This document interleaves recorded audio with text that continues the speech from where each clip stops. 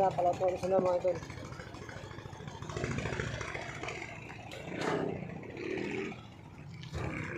Saan ka na? Chad? Sundo ka pa ka?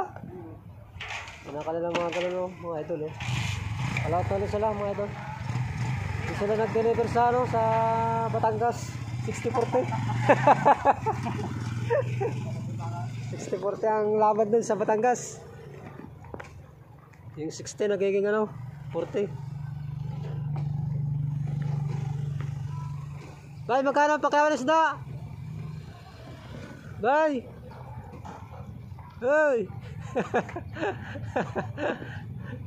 Magkano ang pakiyawan ng isda? 60-40 na lang. Ha? 60-40? 60-40. Oo. Kababa naman ang presyo.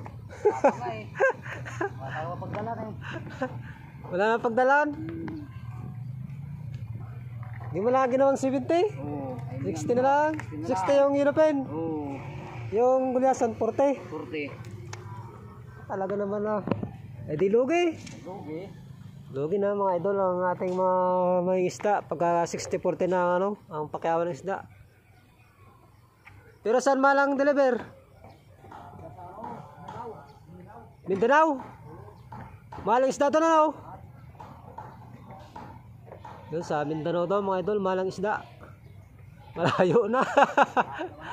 Papalayo na mga idol ang presyo ng isda sa Mindanao na.